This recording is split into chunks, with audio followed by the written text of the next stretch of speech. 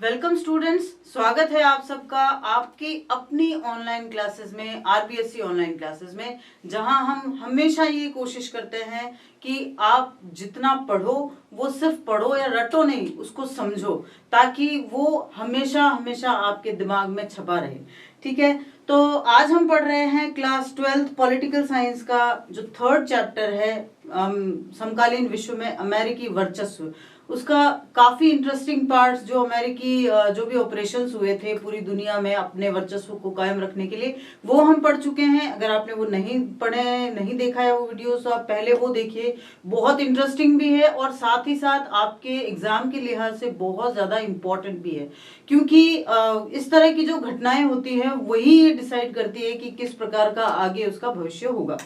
ठीक है, आज हम पढ़ेंगे कि किस तरह से अमेरिकी वर्चस्व को हम किस तरह से परिभाषित कर सकते हैं। देखो बच्चों, हमने देखा कि जब जो जितने भी ऑपरेशंस हुए, चाहे वो इराकी फ्रीडम हो, एंड्योरिंग फ्रीडम हो, या डेजर्ट स्टॉर्म हो, कोई से भी ऑपरेशंस हो, वो सारे ऑपरेशंस अमेरिका ने सिर्फ इसलिए किए थे ताकि वो अपनी जो दादागिरी है उसको कायम रख सके। तो इस तरह से अमेरिका ने अपना वर्चस्व जमाना शुरू किया, लेकिन ये वर्चस्व सिर्फ सेना तक सीमित नहीं रहा। तो आज हम पढ़ेंगे इसके आयामों के बारे में, जिसमें सबसे पहला आयाम सैन्य या सामरिक मामलों से ही जुड़ा हुआ है। देखो, जब हम वर्चस्व की बात करते हैं तो वर्चस्व का ये जो इतिहास है, ये कोई आजकल की बात नहीं है। पुराने टाइम से ऐसा होता आया है, चाहे इंसान हो चाहे कोई राज्य हो, अपना अपना वर्चस्व जमाने की कोशिश हमेशा करते हैं। जैसे हम भारत में अगर राज्यों का बहुत पुराना इतिहास पढ़ते हैं आदिकाल से, तो हम पढ़ते हैं अश्वमेध यज्ञ के बारे में, जहां घोड़ा छोड़ दिया जाता है और जो उस घोड़े को पकड़ने की कोशिश करता है उसको फिर आक्रमण का सामना करना पड़ता है। तो ये क्या है, ये भी एक तरह से अपना वर्चस्व जमाने की कोशिश है। उसके बाद में सल्तनत काल हमने देखा, मुगल काल हमने देखा। क्या था इसमें, कोई जो सत्ता में था वो ये चाहता था, वो ये कोशिश करता था कि आसपास के जितने भी क्षेत्र है वो मेरे कंट्रोल में आ जाए।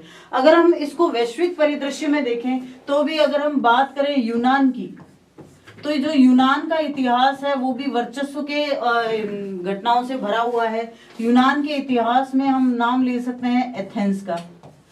एथेंस राज्य जो है वो हमेशा ही यूनानी इतिहास का सबसे मजबूत, सबसे शक्तिशाली राज्य रहा है, जिसने हमेशा ये कोशिश की है कि बाकी के जो राज्य हैं वो उसके अंडर में रहे, वो उसके प्रभुत्व में रहे।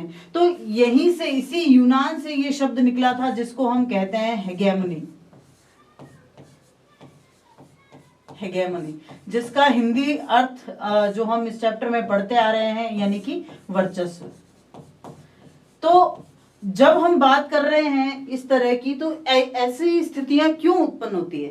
देखो, शीत युद्ध क्यों था, वो भी यही था कि ज्यादा से ज्यादा देश, ज्यादा से ज्यादा विश्व का जो हिस्सा है वो मेरे अंडर में आ जाए, चाहे वो मेरी विचारधारा के लिए आए, चाहे वो मेरे सामरिक मामलों के लिए आए, चाहे वो मेरे सांस्कृतिक मामलों, मतलब किसी भी एंगल से आए, विश्व के ज्यादा से ज्यादा देश मेरे साथ आ जाए। तो ये कोशिश करना, ये भी अपना वर्चस्व जमाने की कोशिश करना है। तो जब शीत युद्ध खत्म हुआ तो हमने देखा कि दुनिया एक ध्रुवीय होने लगी थी, अमेरिका की तरफ जाने लगी थी। तो ऐसे में अमेरिका को कहीं ना कहीं ये लग गया कि अब दुनिया में मेरे जितनी बड़ी शक्ति कोई नहीं है, जो वास्तविकता भी थी बहुत हद तक। तो इसीलिए उस समय का ये कार्टून जो बनाया गया था बहुत ज्यादा, हम जिसको कह सकते हैं कि प्रासंगिक है। इस कार्टून को नाम दिया गया था कि वर्ल्ड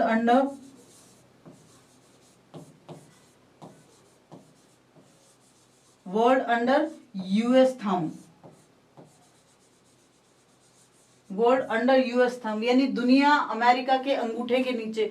तो हम देखते हैं, देखो अखबारों में जो छपता है, या कार्टूनिस्ट जो कार्टून्स बनाते हैं, या जो इस तरह की जो चीजें होती है, वो क्या होती है। आजकल के बच्चे चलो इन चीजों से परिचित नहीं, आप मीम्स समझते होंगे।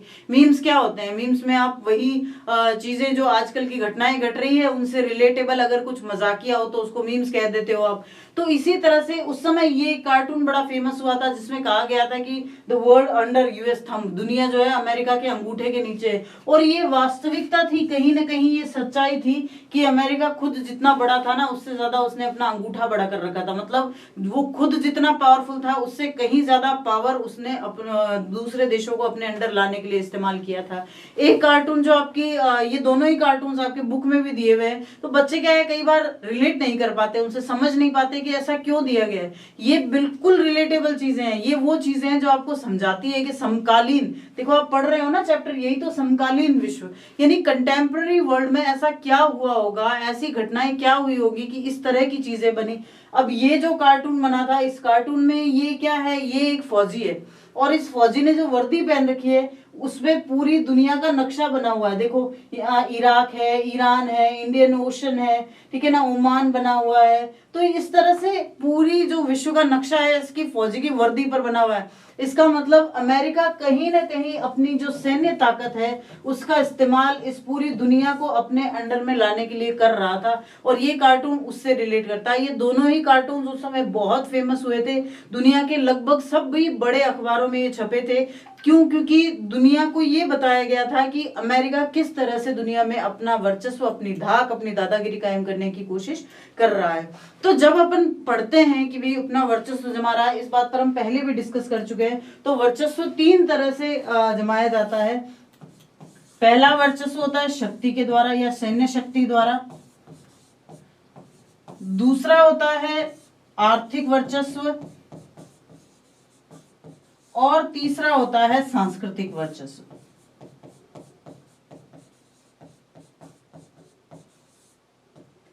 आपको याद होगा जब हमने ये चैप्टर शुरू किया था तो हमने 3 बच्चों की कहानियां पढ़ी थी।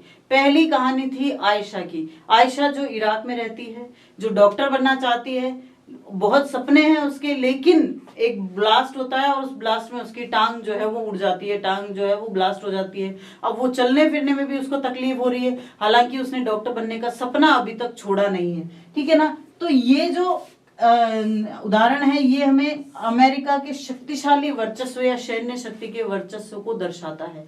ये दर्शाता है कि वो जो कुछ भी कर रहा है उससे कहीं ना कहीं नुकसान जो है वो आम इंसान को हो रहा है, जो एंड जो पीपल है उनको भी नुकसान हो रहा है उससे।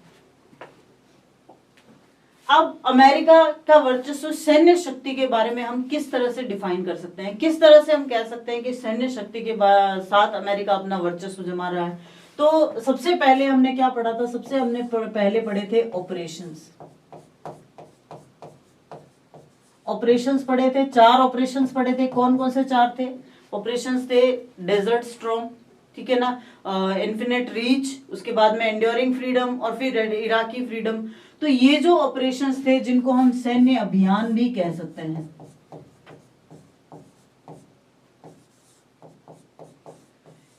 आपने जब ये चारों ऑपरेशंस या सैन्य अभियान पढ़े थे तो क्या आपको लगा था कि वास्तव में इस तरह की दखलंदाजी या इस हद तक उनके बीच में टांग उड़ाना अमेरिका द्वारा जरूरी था?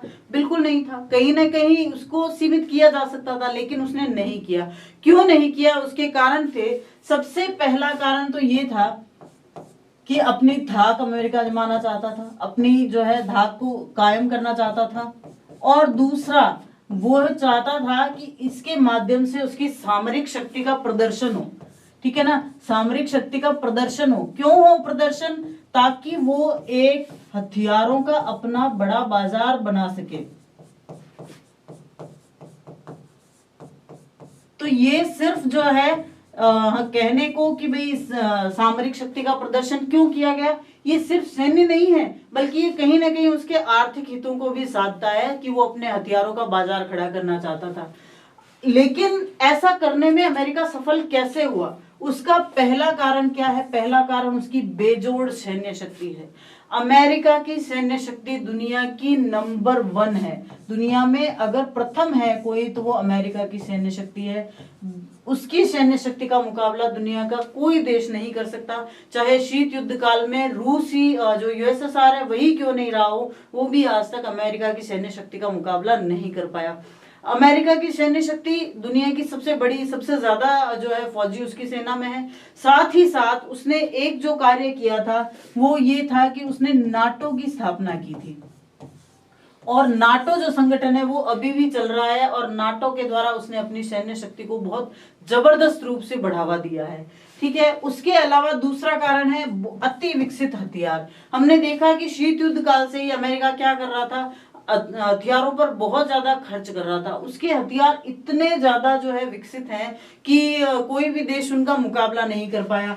कहा जाता है कि अमेरिका की जो मरीज होती है यानी कि जो पनडुब्बियां होती है उनका मुकाबला कभी यूएसएसआर भी नहीं कर पाया, जो उसकी जल सेना को बहुत ज्यादा मजबूत बनाती है।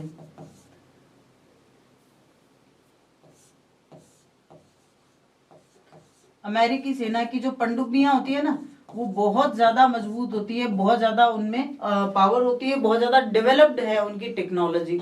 दूसरा और जो पेंटागन है, जिसको पेंटागन जो कि अमेरिका का सैन्य मुख्यालय है, पेंटागन को इतना सुरक्षित बनाया गया है और पेंटागन में इतने ज्यादा हम कह सकते हैं कि टेक्नोलॉजीज यूज की गई है।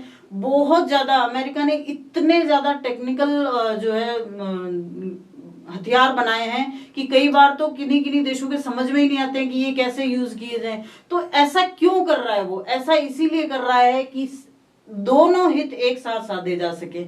एक तो धाक जमाई जा सके अपनी कि भाई मेरे पास इतने बढ़िया हथियार है, और दूसरा वो देख कर दुनिया में उसके हथियारों के लिए बाजार खड़ा किया जा सके। और तीसरा और बहुत इंपॉर्टेंट, वो अपने रक्षा अनुसंधान और विकास पर बहुत ज्यादा खर्च करता है। अमेरिका के द्वारा अपने जो रक्षा प्रोग्राम है, जो उसका सिक्योरिटी प्रोग्राम है, उस पर जितना खर्च किया जाता है दुनिया का कोई देश उतना नहीं खर्च करता। और ये सब इसीलिए है क्योंकि अमेरिका आर्थिक रूप से भी मजबूत देश है।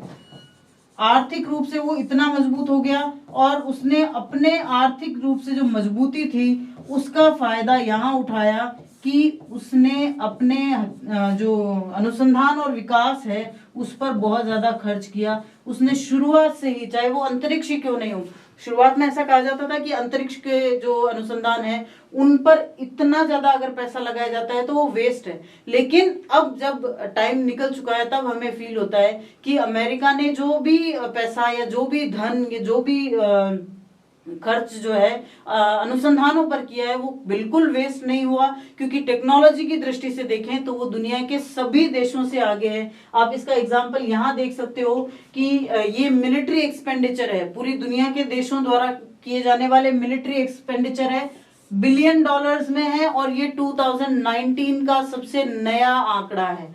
इसमें अगर देखा जाए तो अमेरिका 731.8 बिलियन 731.8 बिलियंस डॉलर, आप देखो ये बिलियन में है, 1 बिलियन का मतलब होता है 10 करोड़, तो यानी कि 731.8 बिलियन डॉलर अमेरिका सिर्फ अपने रक्षा अनुसंधान पर खर्च करता है।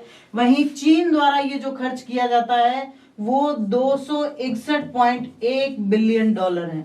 ठीक है, तो देखो सेकंड नंबर है चीन का, और थर्ड नंबर जो बाकी पूरी ये कुछ देशों के और दिए हुए हैं जिनमें इंडिया द्वारा 71.1 है, रशिया द्वारा 61.1 है, सऊदी अरेबिया 61.9, फ्रांस 50.1, जर्मनी द्वारा 49.3। यानी ये आप पूरा आंकड़ा भी अगर देखोगे तो इनमें कोई भी देश अमेरिका के बराबर नहीं टिकता है। और इन देशों के अलावा बाकी पूरी दुनिया सिर्फ 241.1 बिलियन डॉलर जो है वो अपनी रक्षा पर खर्च करती है। यानी आप देख सकते हो कि बहुत ज्यादा खर्च अमेरिका अपने रक्षा और अनुसंधान पर करता है, और इसी का नतीजा है कि उसके रक्षा अनुसंधान की जो टेक्नोलॉजी है वो बाकी पूरी दुनिया से कहीं बेहतर है। आप ये देख सकते हो कि भारत का जो कुल बजट था वो 2019 में 27.86 लाख करोड़ रुपए था, 27.86 लाख करोड़ रुपए।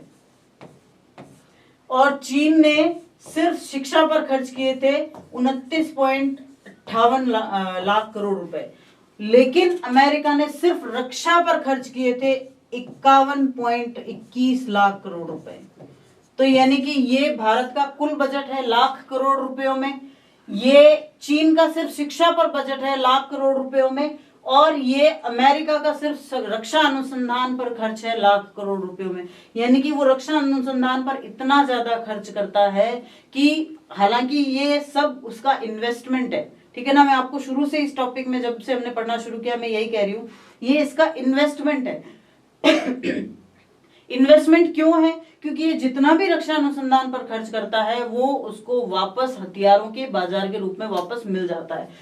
ये भी जो वर्ल्ड बैंक द्वारा, जो विश्व बैंक द्वारा एक सर्वे करवाया गया था, उसमें ये कहा गया कि अमेरिका के नीचे के जो 12 देश हैं, अमेरिका से कम खर्च करने वाले जो 12 देश हैं, मतलब सबसे ज्यादा कौन खर्च करता है, उनमें सबसे पहले नंबर पर अमेरिका है। तो उसके बाद में जो 2, 3, 4 ऐसे लेकर जो 13 नंबर तक जो देश हैं, उन सब के मिलाकर जितना खर्च होता है, अमेरिका अपने रक्षा अनुसंधान पर उससे भी ज्यादा खर्च करता है। तो अब आपको समझ में आ गया होगा कि क्यों ये वर्चस्व कायम हो रहा है अमेरिका का। क्यों? क्योंकि रक्षा अनुसंधान पर उसका खर्च बाकी पूरी दुनिया से कहीं ज्यादा है, ठीक है ना।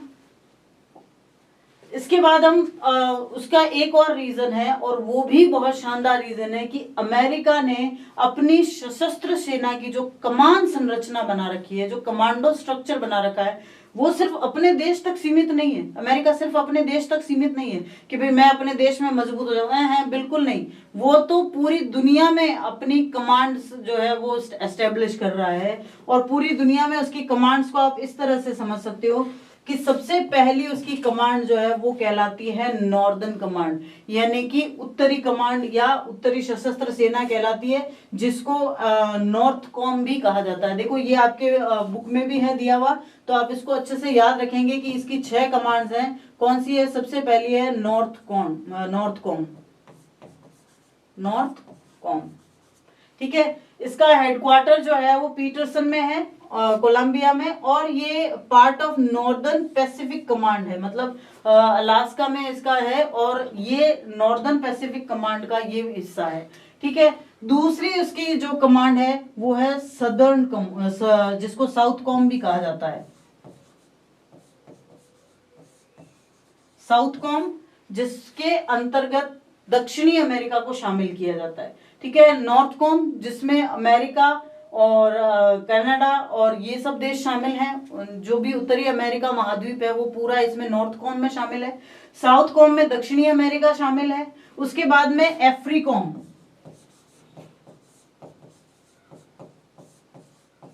एफ्रीकॉम, जिसमें पूरा अफ्रीका और मेडागास्कर शामिल किया गया है। और उसके बाद में यूरोकॉम या ईयू कॉम भी कहा जाता है इसको,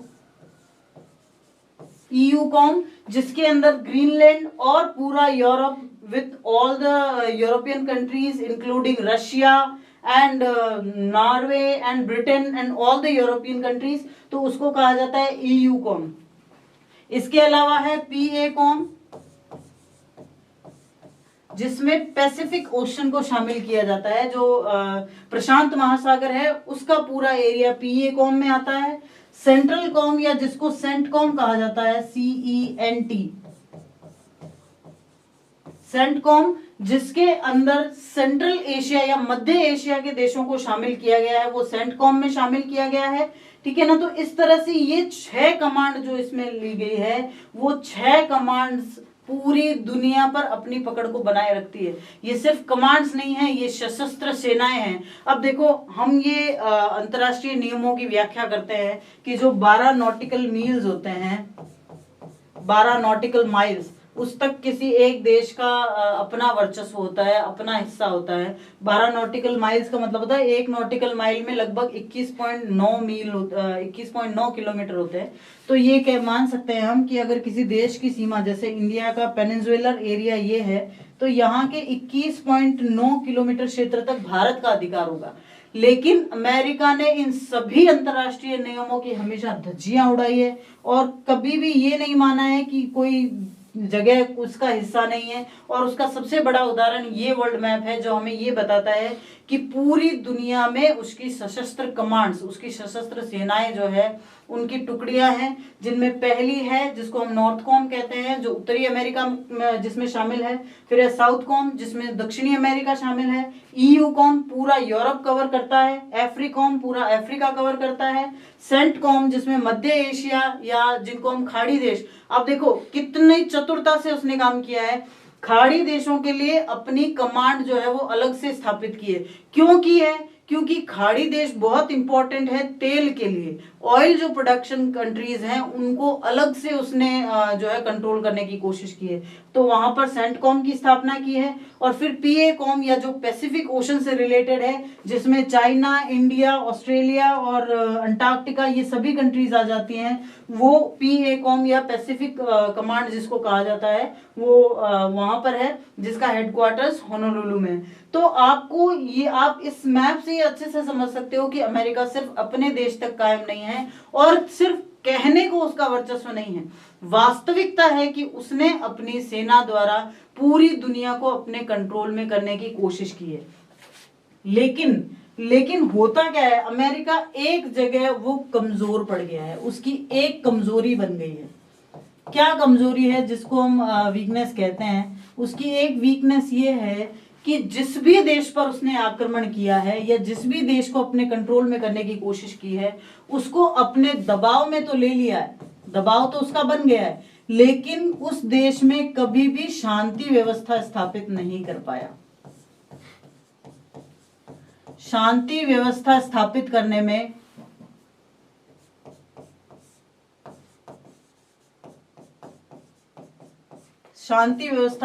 करने में अमेरिका हमेशा नाकाम रहा है। आप इसका एग्जाम्पल देख सकते हो अफगानिस्तान में, आप इसका एग्जाम्पल देख सकते हो अफ्रीका के कई कंट्रीज में, आप इसका एग्जाम्पल देख सकते हो इराक में। जहां जहां भी अमेरिका ने सैन्य कार्यवाहियां की है, वहां कार्यवाहियां तो हुई है, वहां अमेरिका ने अपना हित तो साध लिया है, लेकिन उन देशों में कभी भी कानूनी जो राज है वो वापस स्थापित नहीं हो पाया है। कानून का शासन कभी भी वहां लागू नहीं रह पाया है। वहां उसने ऐसी शक्तियों को हवा दी है, तालिबान हम देख सकते हैं, कहीं ना कहीं उस शक्तियों को हवा देने में अमेरिका का हाथ रहा है। तो उसने ऐसी शक्तियों को हवा दी है कि वो शक्तियां फिर बाद में उसी के खिलाफ उठ खड़ी हुई है। फिर उनको दबाने के लिए उसने अपना वर्चस्व कायम करने के लिए, उनको दबाने के लिए, उनको अपने कंट्रोल में लेने के लिए वहां जो है अपने सशस्त्र सैनिक भेजे हैं और उनके द्वारा कार्यवाहियां की है। तो यानी कुछ भी किया जाए, वो जरूर ये कह सकता है कि मैं इस पूरे विश्व का दादा हूं या इस पूरे विश्व को मैंने अपनी धाक में ले रखा है, वो ये कह सकता है। लेकिन जो शांति व्यवस्था किसी देश में, किसी लोकतांत्रिक राज्य में स्थापित होनी चाहिए, वो अमेरिका द्वारा कभी भी स्थापित नहीं की जा सकी है। ये अमेरिका की सबसे बड़ी कमजोरी है या अमेरिका का सबसे बड़ा या एकमात्र बैक पॉइंट है जिस पर वो हमेशा मात खा रहा है। उसके अलावा अमेरिका ने कहीं कोई कसर नहीं छोड़ी है कि वो पूरी दुनिया पर अपनी धाक जमाए। तो इस तरह आज हमने जाना कि किस तरह सैन्य शक्ति के द्वारा अमेरिका पूरी दुनिया को अपने कंट्रोल में ले रहा है, उसके कारण क्या है, उसकी बैकवर्ड जो पॉइंट है वो क्या है, उसकी वीकनेस क्या है। अगले वीडियो में हम समझेंगे कि आर्थिक और सांस्कृतिक वर्चस्व के कारण क्या है। तब तक आप पढ़ते रहिए, जो आपको पढ़ाया गया है वो साथ साथ में नोट कीजिए, और उन चीजों को सिर्फ नोट नहीं करना, आपको समझना भी है, ताकि जब आप लिखो तो आपको ये सोचना नहीं पड़े, ये याद नहीं करना पड़े, रट्टा नहीं मारना पड़े कि क्या हुआ था। ये तो बहुत इंटरेस्टिंग चैप्टर्स है, इसलिए आप इनको समझिए और समझ के याद रखने की कोशिश कीजिए। मिलते हैं नेक्स्ट वीडियो में और करेंगे डिस्कस कुछ और इंपॉर्टेंट पॉइंट्स के बारे में। तब तक के लिए थैंक यू।